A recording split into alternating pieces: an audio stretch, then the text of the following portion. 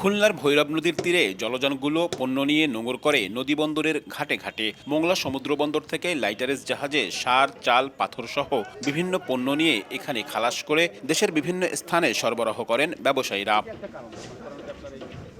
তবে নদীবন্দরের এই ঘাটটি ১ বছরের বেশি সময় ধরে ধসে পড়েছে।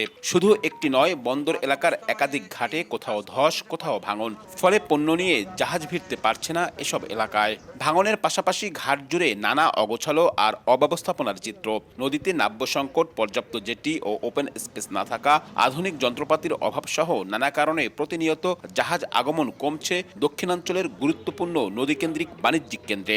এতে নদীকেন্দ্রিক ব্যবসা বাণিজ্যের মন্দা ভাব চলছে কয়েক বছর ধরে। ঘাটগুলোর বিভিন্ন রকম সমস্যা আছে, শ্রমিকের সমস্যা আছে, যার কারণে এইসব অঞ্চলে আর কাজ আস্তে আস্তে যত দিন যাচ্ছে কমে যাচ্ছে।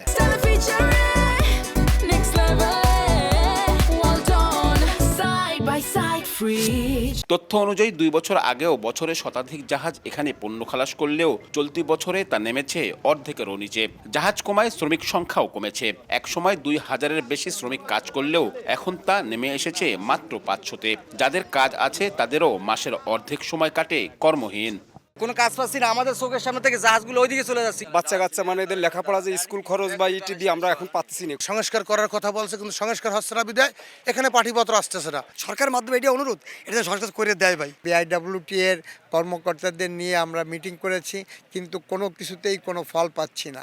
গত ৫ বছরে এ ঘাট এলাকায় হয়নি কোনো উন্নয়ন কাজ। বরাবরের মতোই পরিকল্পনা আর প্রকল্প গ্রহণের আশ্বাসেই সীমাবদ্ধ কর্তৃপক্ষ।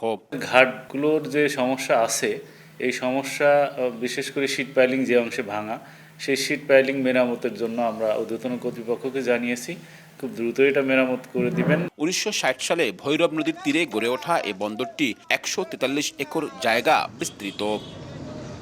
ঘাট সংস্কার, নাব্য পুনরুদ্ধার ও আধুনিক অবকাঠামো ছাড়া খুলনা নদীবন্দরের কার্যক্রম স্বাভাবিক করা সম্ভব নয় বলছেন সংশ্লিষ্টরা। জানিয়ে একাধিকবার কর্তৃপক্ষকে জানিয়েও কোনো সমাধান পাননি তারা। দ্রুত বাস্তব উদ্যোগ না নিলে দক্ষিণাঞ্চলের নদীকেন্দ্রিক অর্থনীতি আরও সংকটে পড়ার আশঙ্কা তাদের।